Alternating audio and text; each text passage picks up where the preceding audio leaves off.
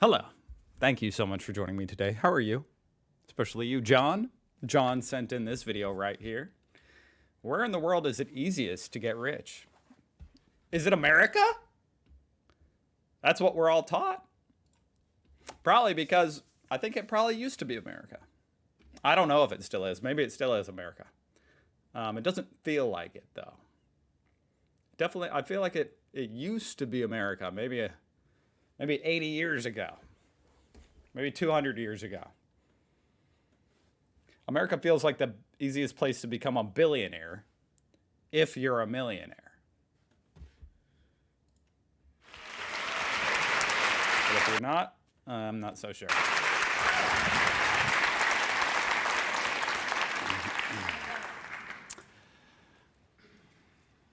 Where in the world is it easiest to get rich? It's an important question. That's the question I asked my professor when I studied sociology in the early 90s, because he was having a lecture about social democracy, Scandinavian welfare state, and he was a classical left-wing sociology professor, and he could not hide his enthusiasm when he talked about these egalitarian societies with no rich people and no poor people. But I, on the other hand, I was writing my master thesis about rich people. You gotta have to define what rich is, you know? I guess to some people in the world, I'm rich. A lot of people in America are rich, you know what I mean? A lot of people in Europe are rich compared to other parts of the world. When I interviewed my informants from the upper classes, they all said the same thing. Life in Scandinavia is tough. We have to work twice as hard to earn money because we have to struggle against high taxes, strong unions controlling the wages, and a generous welfare state that makes people lazy. As one rich guy told me, he said, they call it a social security net. Well, I call it a hammock.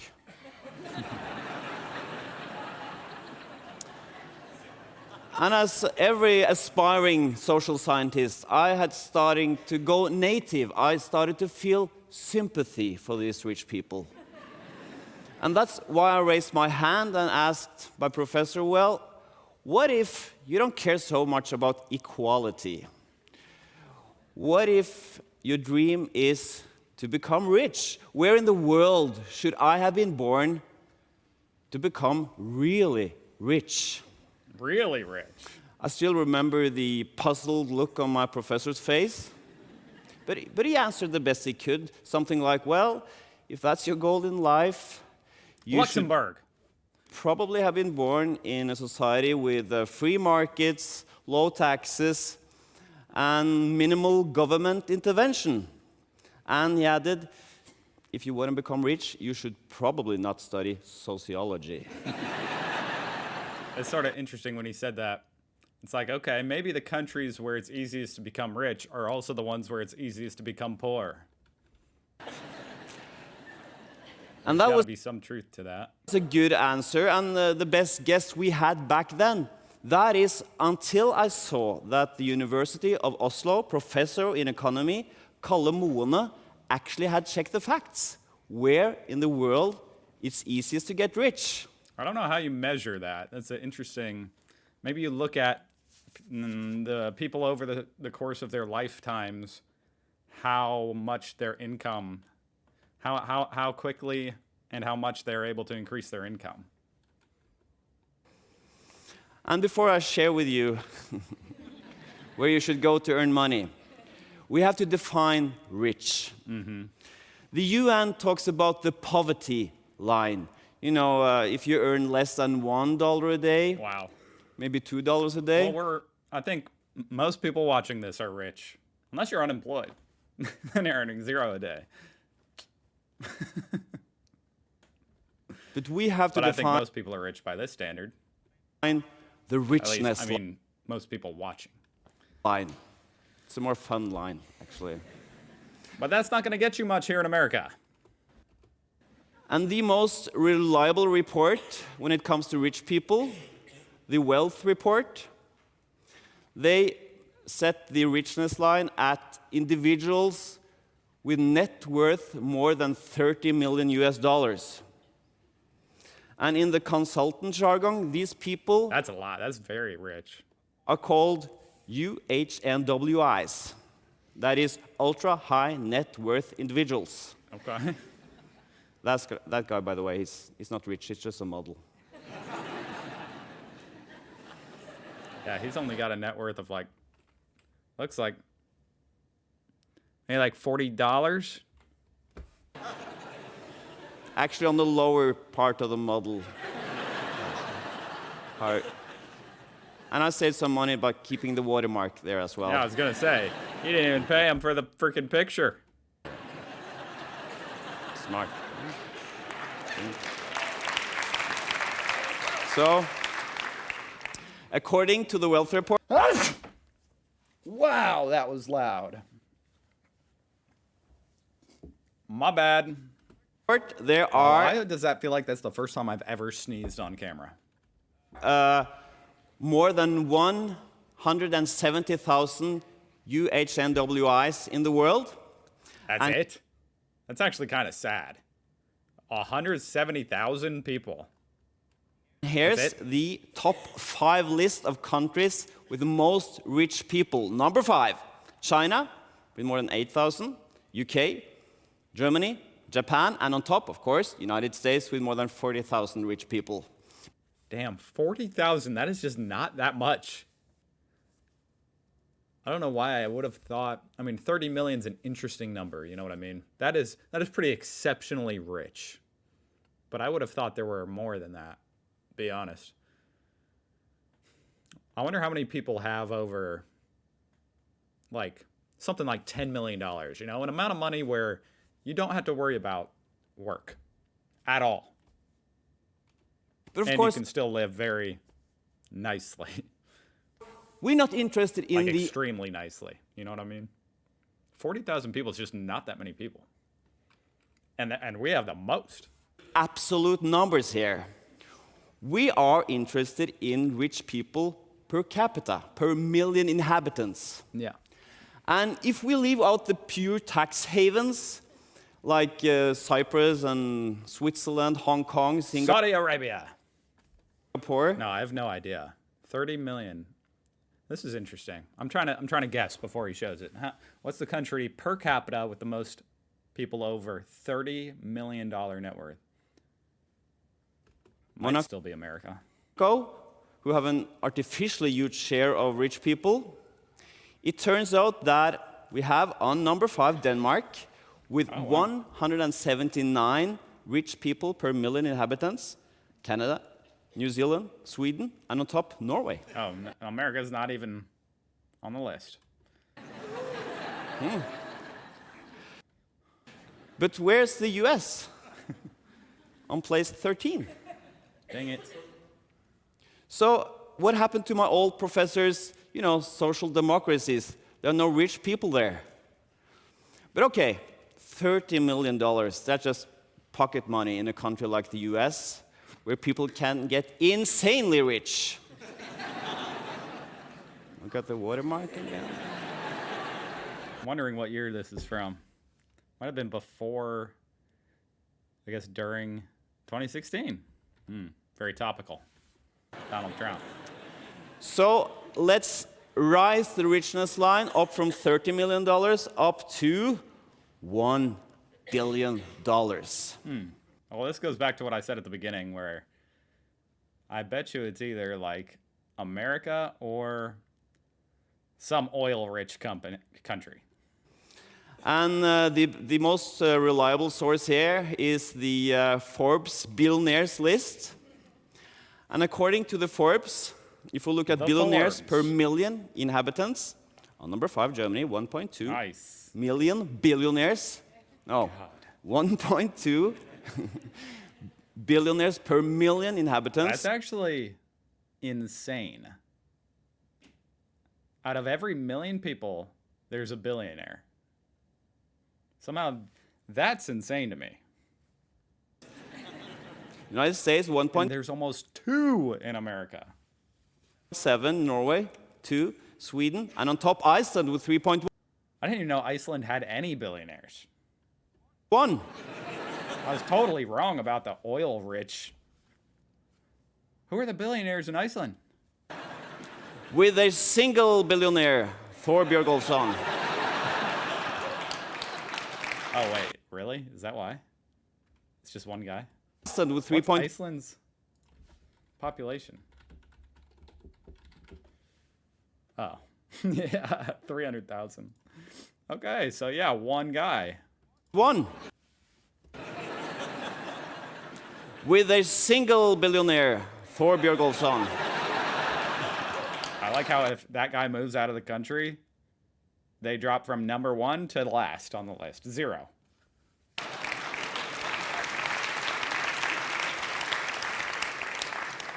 He could have been a model. So, but the point is, United States, 1.7, Scandinavia taken as a whole, 2.1, and the big That's pretty mystery amazing. is, how can this be? How can Bernie Sanders' dream societies, these socialist paradises, be such a breeding place for rich people? That's a mystery. That does fly directly in the face of what a lot of people's intuitions are here in America. And a lot of what you're told. And there are 2 reasons. Reason number 1 is free education. Social democracies give free higher education to everybody, and cheap student loans and grants, and that enables more people to use their talents and earn money. We can see this in the social mobility. I do think free higher education is like the most obvious thing a country could provide to its citizens. It's almost an insult when a country doesn't provide that, because they're saying, we're not so sure this education is actually a good investment on you people. Because in theory, educating people at a high level should make more productivity and make the country more money. They should want to invest in the people if they believe in them, or if they believe in their higher education system. Imagine all fathers in a society, and we divide them into 5 groups based on income, from the bottom 5th up to the top 5th.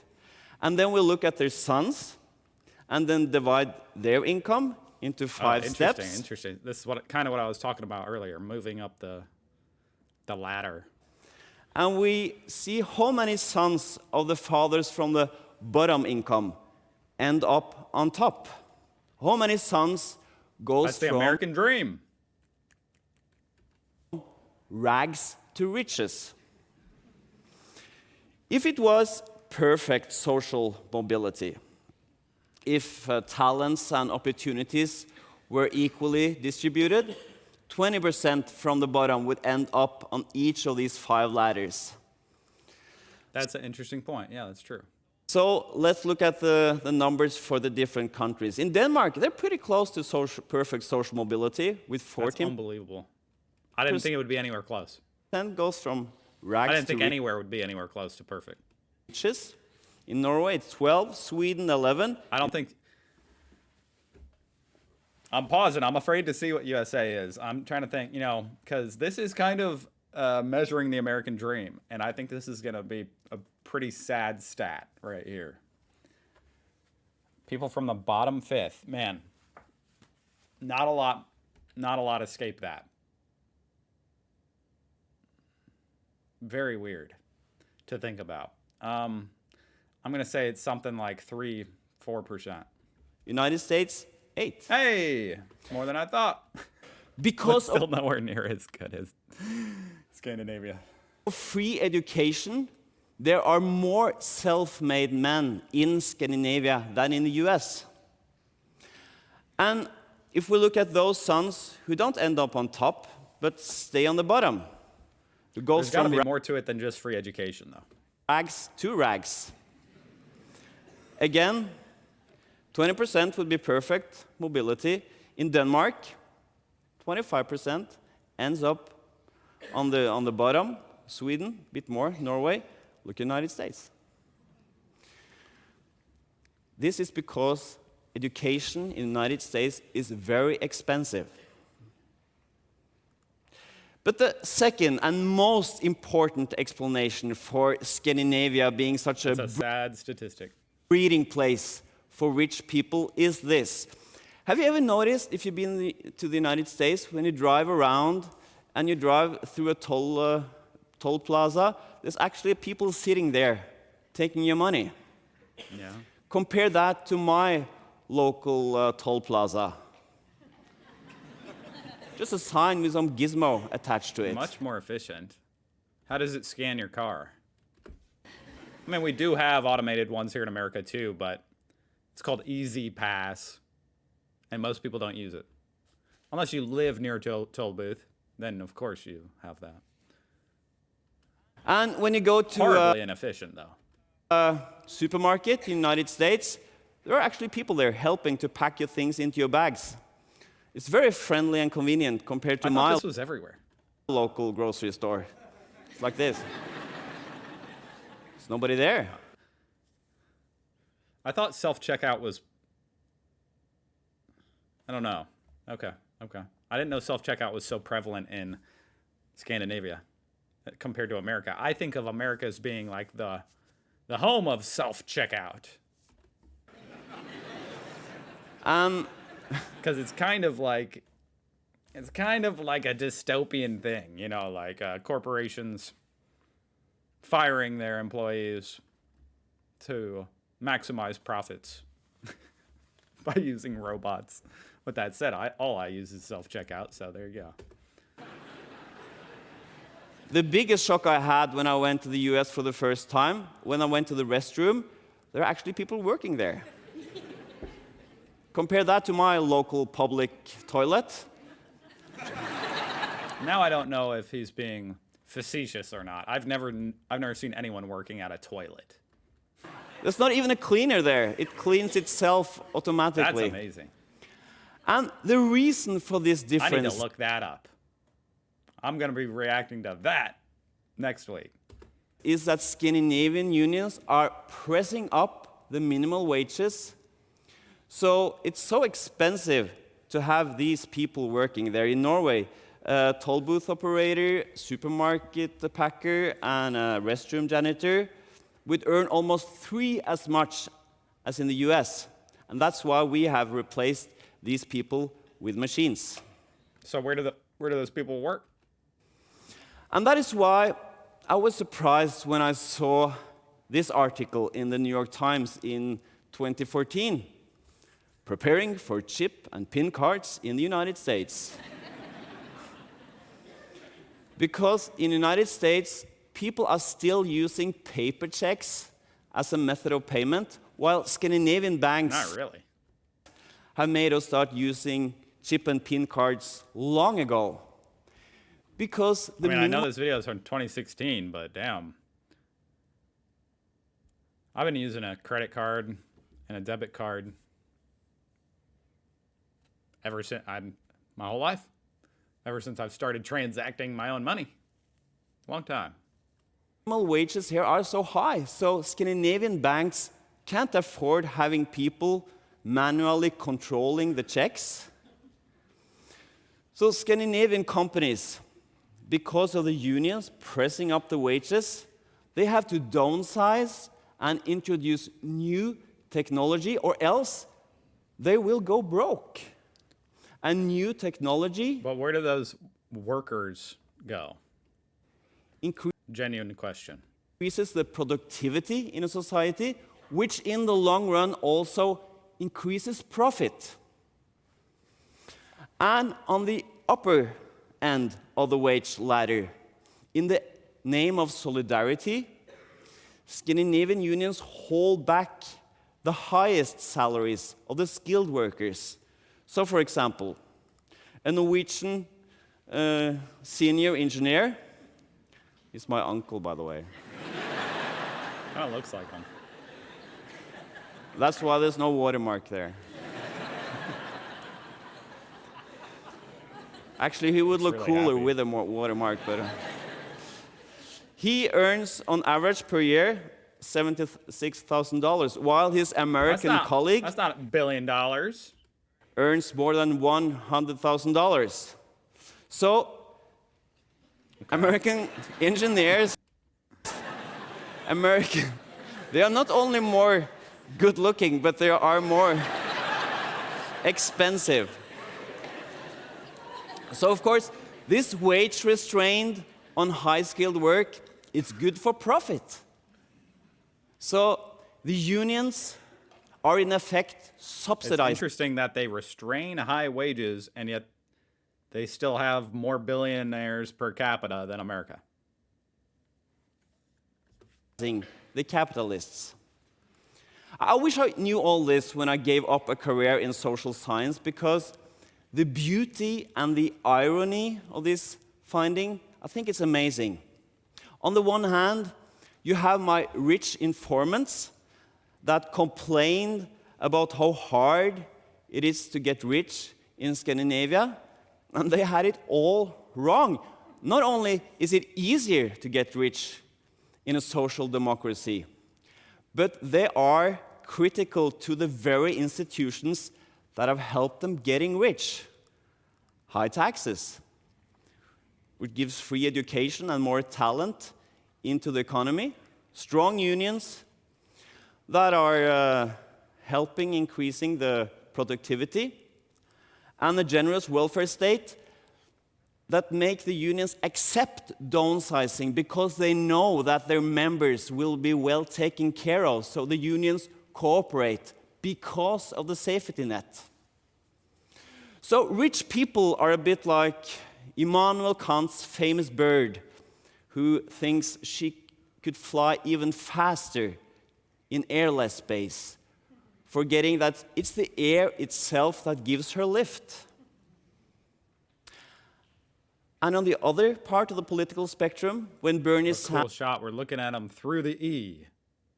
Sanders is praising Scandinavian society, to the political spectrum, when Bernie Sanders is praising Scandinavian societies, he forgets that these are not anti-rich or anti-capitalist systems, because the welfare state and Yeah, unions... because a lot of those politicians, like Bernie Sanders,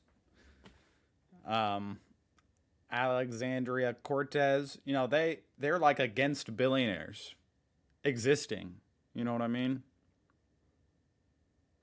So it's interesting that the political system that they advocate for apparently causes a lot of billionaires, but it also causes a lot of people that are to not be poor. Am I making sense? work in tandem with capitalist dynamics. And I think that is the most important lesson here. The economy is not a zero-sum game. We're in this together. That's important. And that is why Scandinavia is a better place to fulfill the American dream than America itself. Thank you so much. Damn. Damn. Ah, that was a really good video. Very interesting. Kind of shocking. A lot of really interesting things to think about, and a lot of stuff that flies right in the face of what you hear in America. So, there you go. Thank you for suggesting that. Thank you for watching. I'll see you guys tomorrow.